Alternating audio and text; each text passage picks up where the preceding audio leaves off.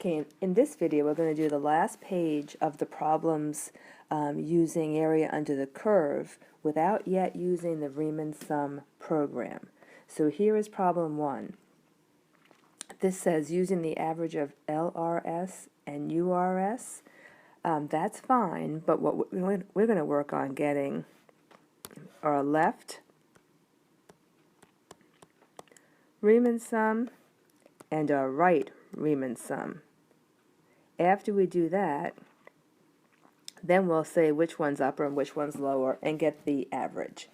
Alright, if we're going to use 3 rectangles, let's do our first one in kind of purple. Alright, so if I'm going to use 3, I'm going to start from the left, so that therefore I'm going to focus right here. So here's my purple. Okay, so what do I need to know? I need to know what is the base going to be. So to get the base, I would just say b minus a over the number of triangles. Okay, so b is your highest x value. So it's the highest endpoint, so that's 4. A is your lowest endpoint, so that's 1, and n is the number of rectangles. So that's going to be 3 over 3. So I know, and I would know this even looking at my chart, that my base is always going to be 1. So when I do my rectangles and I want to find the left right-hand sum, I'm going to say the y value, which is 4, is going to be critical. So I'm circling the 3 y values, and my area of the first rectangle will be the base length, which is 1, times the height of the y, which is 4. I'm going to add to that the base length, which is 1, times the height of the second rectangle, which is 8, plus, once more, the base is 1, the height of the third rectangle is 6. So what do I get? I get 4 plus 8 is 12, plus another 6 is 18. So you should have a left Riemann sum, so my left Riemann sum equals 18. So let's change our color, and we're going to do the right Riemann sum. So the right Riemann sum I get by using these measurements. So now this y value, this y value, and this y value will be important. So again, my base is still 1, so my first Riemann sum rectangle is 1 times 8 plus 1 times 6 plus 1 times 5. So you can see 2 of the rectangles overlap. That matches this, and this matches this. The other 2 are different. So what do I have? 8 plus 6 is 14, plus 5 is 19. So my right Riemann sum equals 19. So which one is my lower and which one is my upper? Well, for this example, the lower Riemann sum is obtained from the left Riemann sum, which is 18.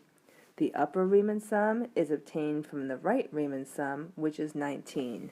And therefore the average, we can do this in our head, is 18.5. So that's our first problem. Let's go ahead and we'll do the second one on the next page. Okay, here's our second problem, and they want us to use 4 rectangles. So I'm going to start using these terminologies. My A is 0, which is the low. My B is 8, which is the high x endpoint. So in order to figure out what the width of my base of my Riemann sum rectangles are, I'm going to say b minus a over the number of rectangles. 8 minus 0 over 4 gives me 2. Okay, so let's change colors. And in order to do the 4 left Riemann sum triangles, I'm going to use these numbers. My base is always going to be 2, so my left sum equals, let's see, we have base width is 2, 2 times 20, plus, I'm going to erase that for a second. Okay, then 2 times 10, plus 2 times 9, plus 2 times 18. So I've used these 3 heights. If I add up all my lefts, so let me just look at this, I should get 114. So the left Riemann sums is 114. Okay, changing my color. To get right Riemann sums, I'm going to do these numbers, and you can see that 4 of the 5 will overlap. I need these heights of my y values this time.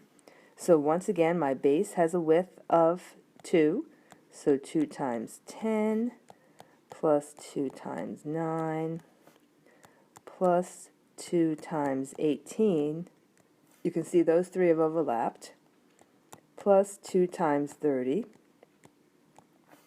That's the new one. 134 is that sum.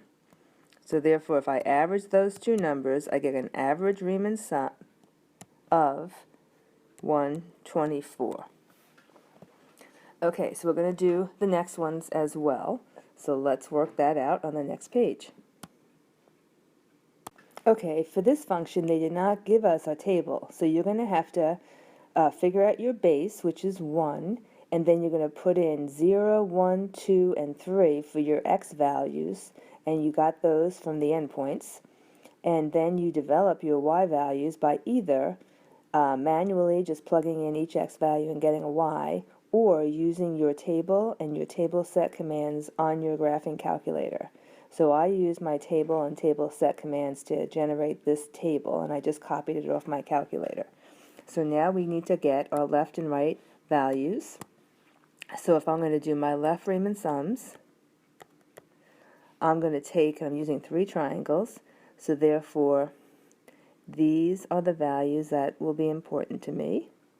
My base is 1, and I say 1 times the height, which is 16 from the y value, plus 1 times the height again, which is 15, plus 1 times the height, which is 12. When I sum those all together, I get, and do it now, I'm going to pause this. Okay, you should have gotten the same as I got, which was 43. So let's change colors, and we're going to do the right Riemann sum. To do that, I'm going to use these triangles, or these values. So my base is still 1, 1 times the height, which is y, plus 1 times the height, which is 12 this time. So these two overlap, right? These are the same as those. Plus, here comes a new one, 1 times 7. Okay, go ahead. I'm going to pause again and see if you can get that right Riemann sum. Okay, you should have gotten 34. So in this situation, the left Riemann sum is the upper Riemann sum, and the right Riemann sum is the lower Riemann sum. So let's go ahead and average those. So 43 plus 34 is 77, and divide that by 2, and you're going to get an average value for your Riemann sum of 38.5. So let's go ahead, we'll do the last one on the next page. Okay, so for this last problem, in the section of doing Riemann sums by hand, we have to generate our own table. Again, I figured out what our base measurement is.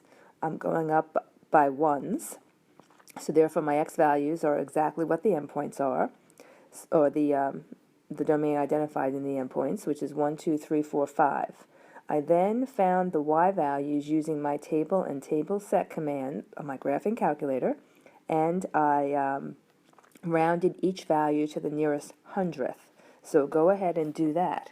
Now let's change colors, and we'll find our left Riemann sums by using these values. So again, the base is 1, so to do left, I'm going to say 1 times 1 plus 1 times 0.69 plus 1 times 1.10 plus 1 times 1.39. So go ahead and do that in your calculator and get an answer while I pause. Okay, for my left Riemann sums, I have a value of 4.18. Let's go ahead, we'll change colors one more last time, and we're going to get our right Riemann sum. So to get the right Riemann sum, I'm going to use these values. And you can see that 3 of them will overlap. So my base is 1 again, so 1 times 0.69 plus 1 times 1.1 plus 1 times 1.39 plus 1 times 1.61. So go ahead, get that value while I pause. Alright, so I got a value of 4.78. Hopefully you did too. So in this situation, the left ends up being, so I'm going to change the color so I don't confuse things. Okay, in this situation, the left is the lower number, so the left is the lower Riemann sum, and the right is the higher number, so the right is the upper Riemann sum. Averaging my upper and lower, I'm going to type in 4.78 plus 4.18, and then I get a sum of 8.96 divided by 2. I have an average Riemann sum, doing it by hand, of 4.48. Alright, so you're going to need to be able to do this by hand. In the next video, we'll talk about doing it using the Riemann sums program on your calculator. This ends this video.